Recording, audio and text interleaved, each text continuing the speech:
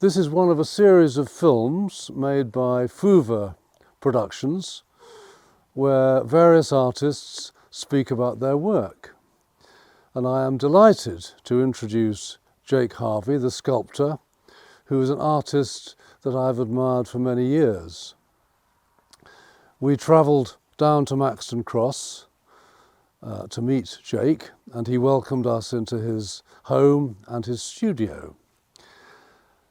I had the privilege of teaching at Edinburgh College of Art in the School of Design at the same time as when Jake was Professor of Sculpture in the School of Sculpture.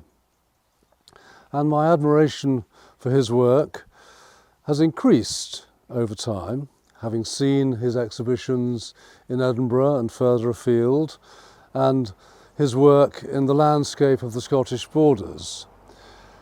This has also been complemented by the very fine work of his students, seen in the sculpture court at Edinburgh College of Art and in the studios.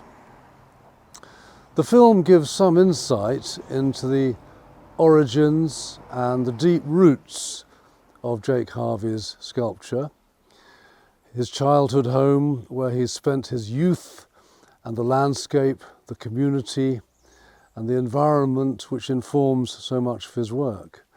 And I hope that it will illuminate the nature of his work in its content, its subject, and also in its very significant use of materials.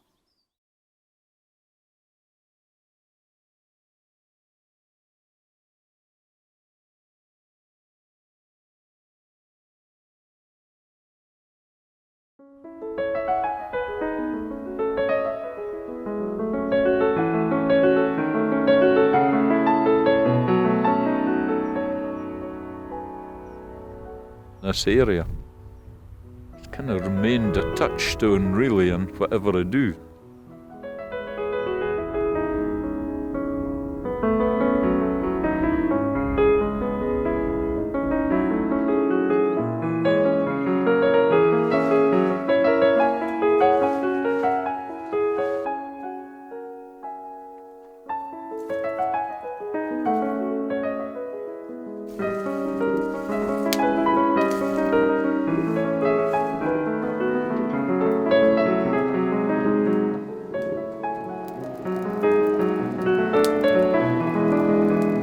The first phase of my work you would term as being imagist, and these are the light autobiographical works.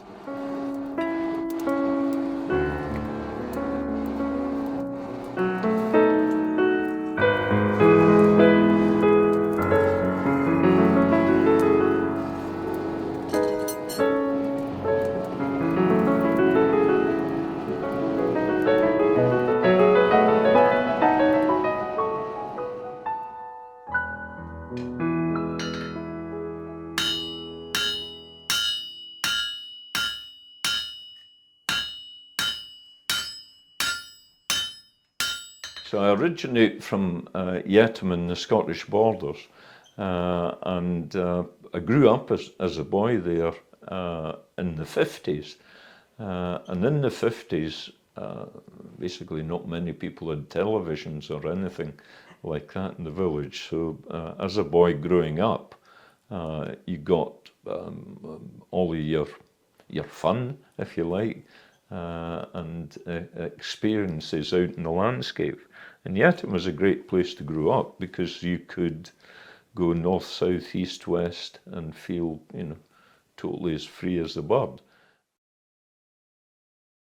So this piece relates to a particular poaching incident which I've never forgotten, and it was a kind of strange event.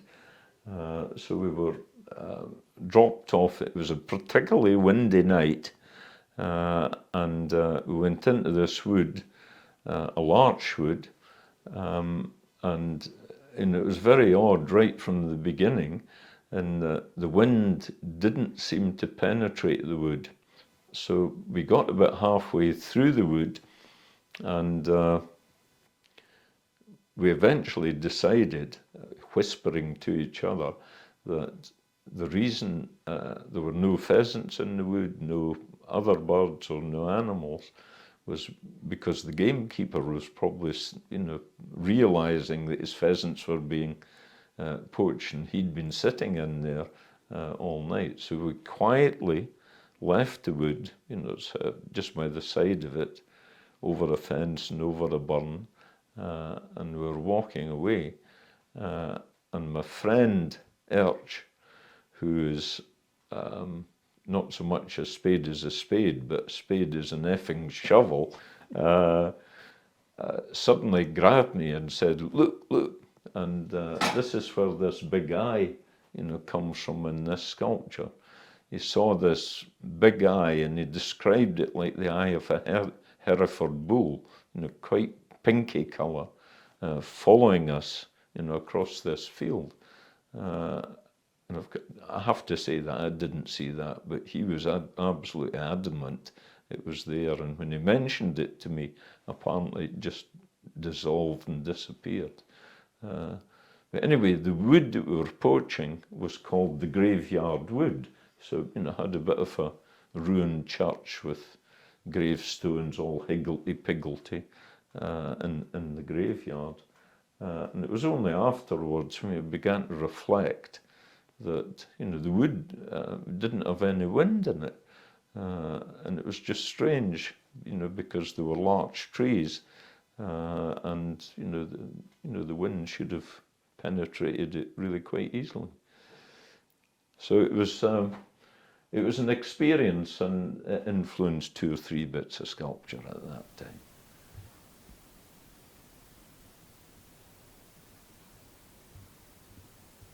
Okay, this sculpture here is it's a poacher's dream.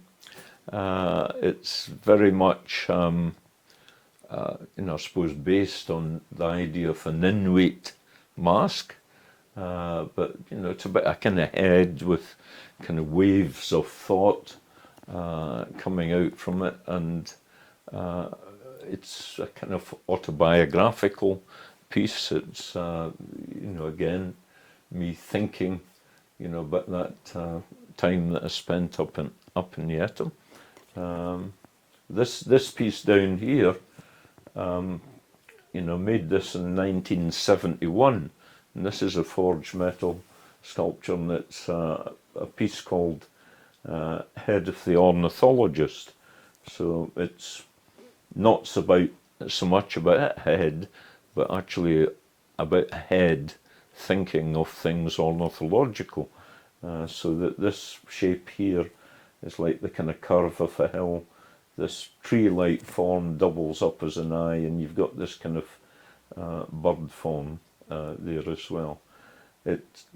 This piece, as well as the others, is very typical of something I was interested in formally at this point. In fact, I'm still very interested in it, and that's that kind of idea of the juxtaposition of kind of enclosed negative space and plane and line, and even in my most recent carvings, I'm very interested in that idea of how space is charged either within or around a piece of sculpture.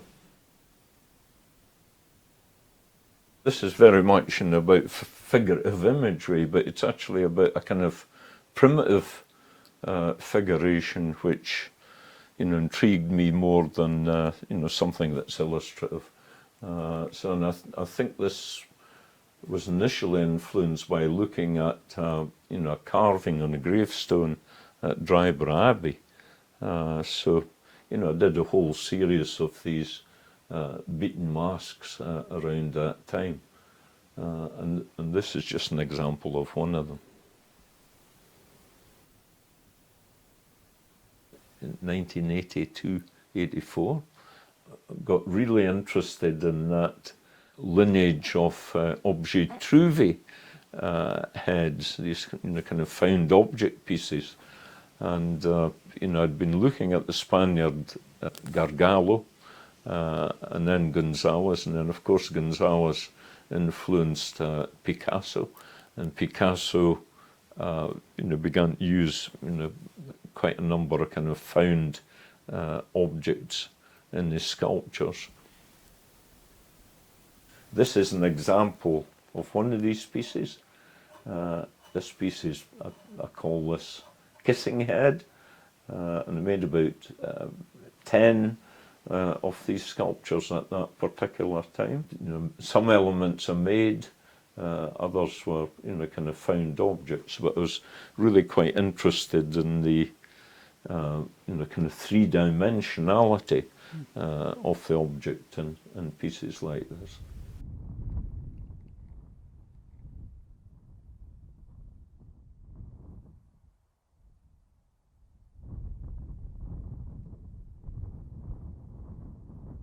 I think it was maybe around about 1980, the Scottish Sculpture Trust were involved in raising funds to create a memorial for Hugh MacDairmid. MacDairmid was somebody who lived in the southwest Scottish borders. He came from Langholm, and I began to read his poetry and his prose and his political discourse, and I suddenly realised this was a person in Langholm who had grown up pretty much the same way as I did in the southeast borders, and it was fascinating to me, to kind of read that poetry, prose and political discourse and see how he'd used that kind of formative experience in Langholm to underpin a lot of his work. So it kind of gave me confidence, really, to do something similar with my own work. This memorial is basically an open book, and the actual monument, which sits on the White Hill Yet at Langholm, is it's about 16 feet across by 12 feet high. So the whole idea of it is you look at the sculpture, but you also actually look through it at the landscape beyond it. And each of these little cameos kind of relates to sort of particular poems, or this piece up here that kind of flying eagle form, and the saltire actually relates to MacDairmid's indomitable kind of power, as at that time a Scottish nationalist. So all of these kind of relate to particular aspects taken from his poems. And the sculpture is made in corten steel and bronze, and after made, it took me about 2 years to make this piece, and it was finally erected in 1984. So after I finished that sculpture, and I think this was always coming to the end of these Imagist pieces, and it was shortly after that my work took a completely different direction.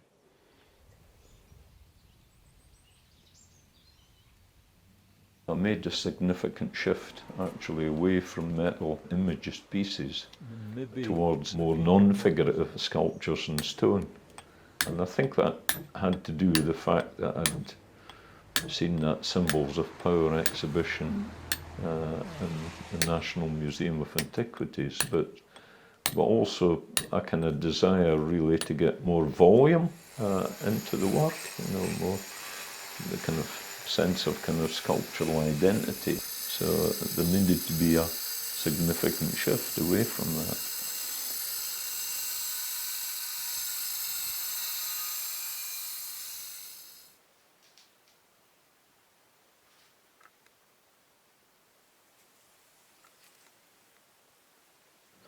What I do is I work in the sketchbook first of all, and then kind of try something out in 3 dimensions.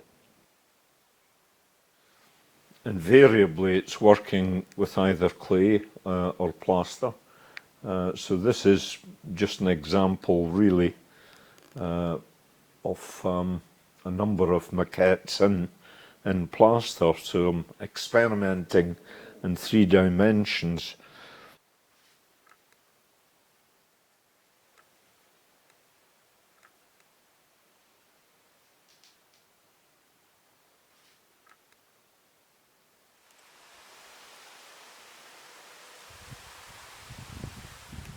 I think I carved this in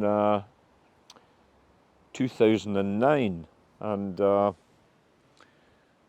it was part of the kind of stone project. I mean, I did a big research job when I was still at Edinburgh College of Art, and then during the Edinburgh Festival, I organised a milestone carving event where we had 10 stone sculptors from around the world, basically making a sculpture within a month within the environment of Edinburgh College of Art.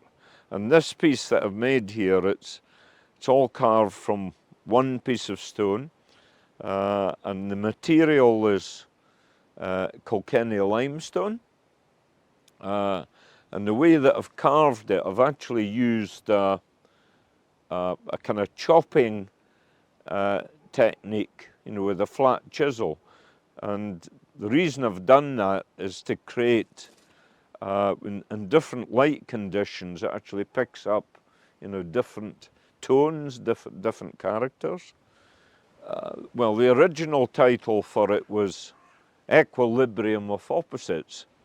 It's about opposites in as much as, you know, you've got this kind of verticality, you've got this kind of horizontal form, you've got lines in relation to planes, and, you know, you've got negative space as well. So it's male and it's female. It's, you know, about things that are very secure, and that the vertical looks almost as if it's growing out of the base, so it's very solid. And this horizontal piece has got a feeling of potential movement. So you've got something solid, static, and something you know, which is movable.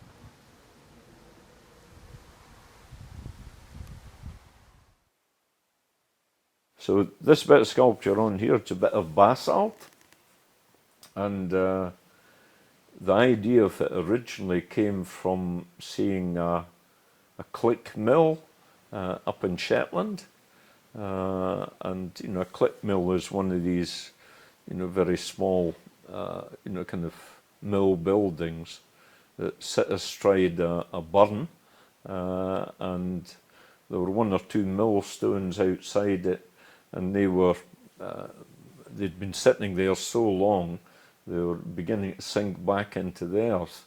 And it actually reminded me of this whole concept of the circularity of the world.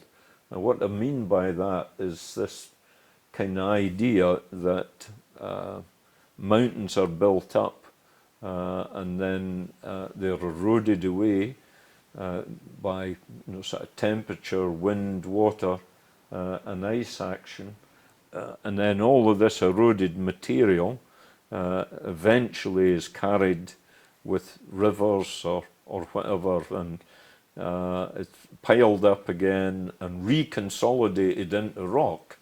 So, you know, there is a continual, you know, kind of circular system going on in the world.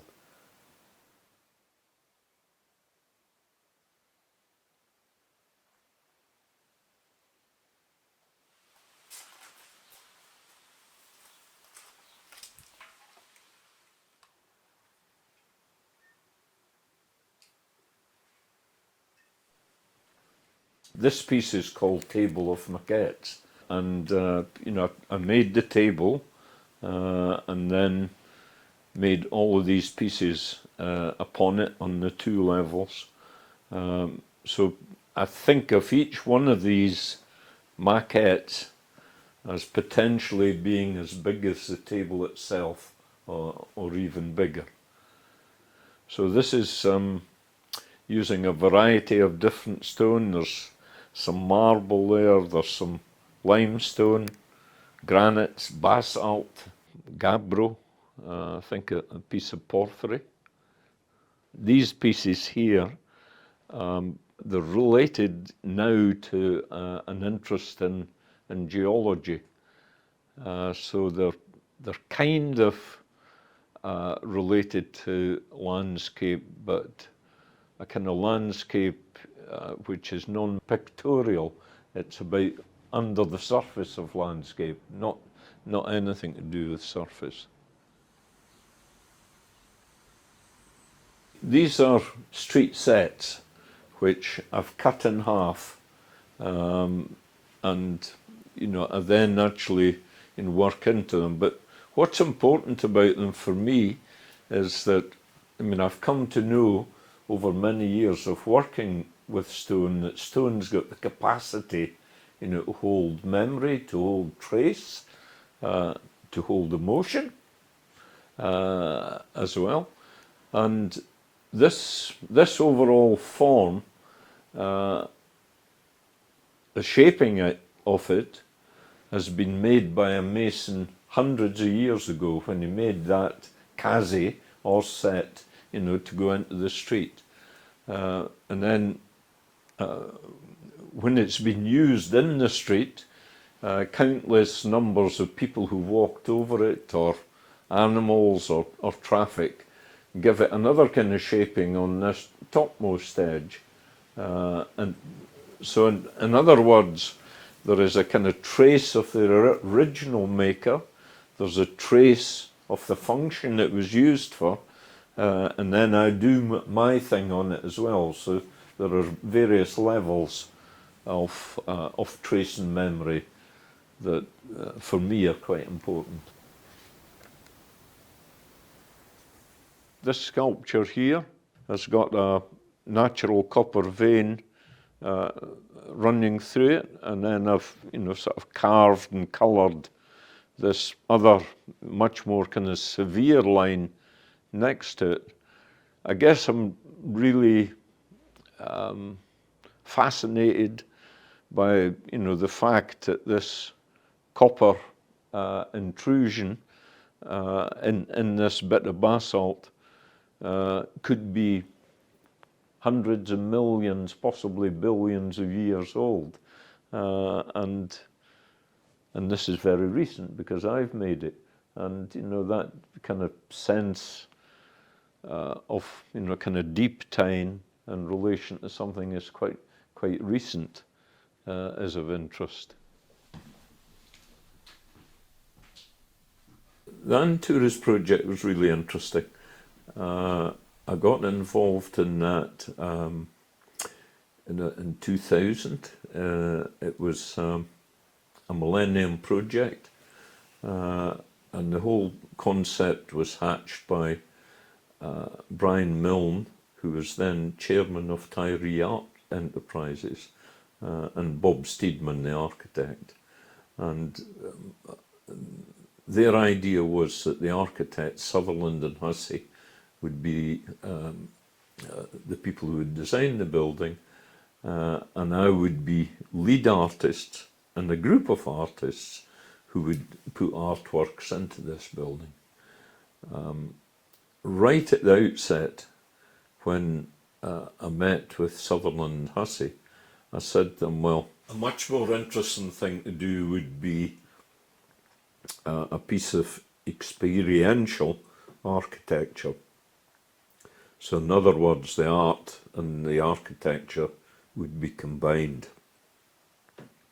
And we advertised for other artists, and Sandra Kennedy from up in the northwest was appointed, as was Donald Urquhart and Glenn Onman from Edinburgh. So we went out to Tiree and we spent a week there taking a lot of photographs and so on. And we, eventually, developed this idea of this experiential artwork. And basically it's a 50-metre long piece of art with a coloured concrete floor in the first section and 8 feet high walls that are painted white, so you can't see over the top of them. So what it means really is that all the time, all you're seeing above you is the kind of strip of the sky. So it's, I mean, that's amazing in itself, the fact that you're just totally focusing on the sky as you walk along. And then at a certain point you go into wooden structure, which is it feels much more protective and warm, and it has a different kind of character. And right at the very end of the piece there is a glass box, which has a slate floor.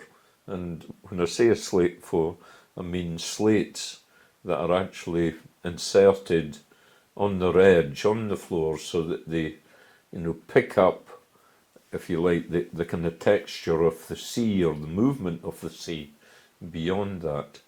And on the top of the glass box structure, which has a galvanized metal frame surrounding it, there are kind of holes in this galvanized metal frame so that when it rains quite heavily, it actually allows water, to kind of flow over the kind of surface, almost like a fishmonger's window.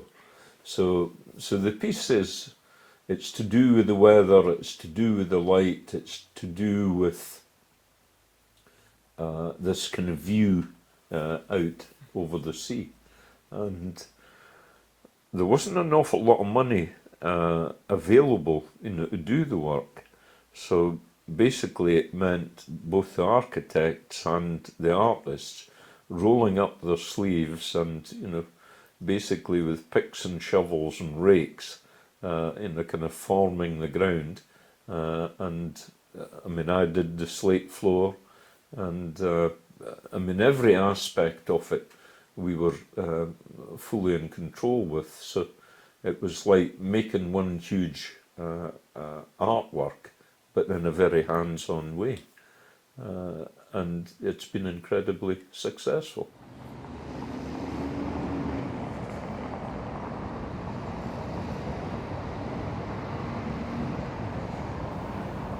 Yeah, I did the big sculpture down in Kelso,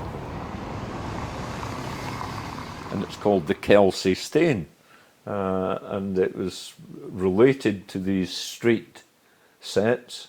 I think most of the locals call them cobbles, but they're not actually cobbles. They're sets.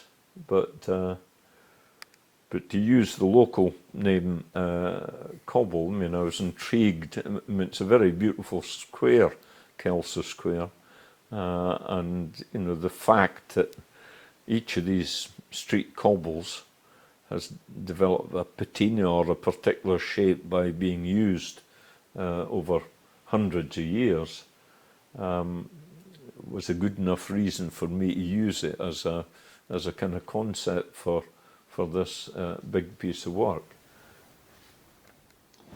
The Kelso stone is it's a basalt, and it was quarried in India near a place called Mamallapuram. The Kelso stain in its finished state is 19 tons. I got the stone in India partly because I knew I could get the specialist technical help, to carve it in the way that I wanted to carve it, because basalt sets are essentially napped, and the way the material breaks, it comes off in rhythmical scallops. And I wanted to try and replicate that on the Kelso stain. So, to be able to find people who could still do that, I had to go to India, to find them. And these people had the skills of carving basalt going back to about the 15th century.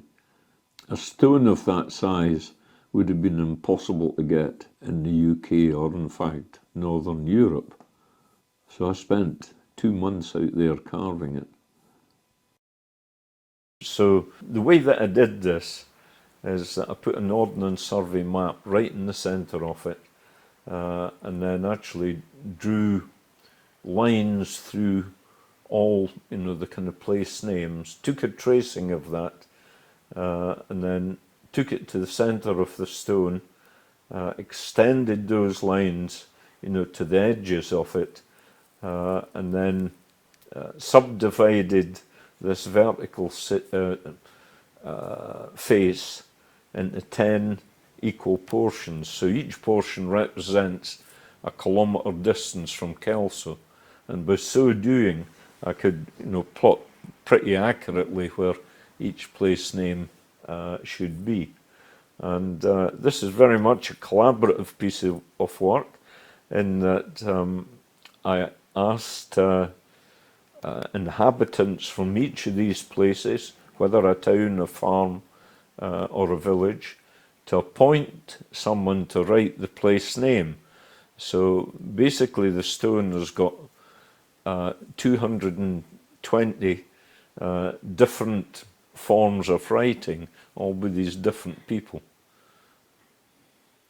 And that was quite interesting, actually, because what you found was that it's quite egalitarian, the piece, in that the former Duke of Roxburgh wrote floors on the stone, but there was a 102-year-old lady wrote in the farm, and there were primary school children who were just beginning to write. So as I said, it's egalitarian, and it actually covers, the whole of society.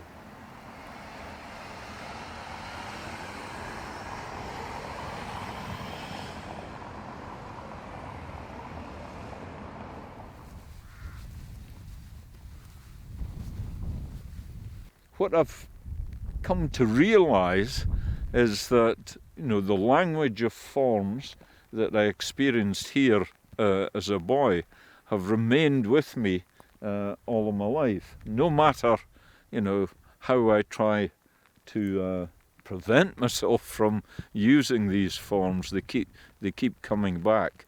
And I think that formative visual and kind of physical bodily experience of walking through this landscape has continued to be part of me and part of my language in making art.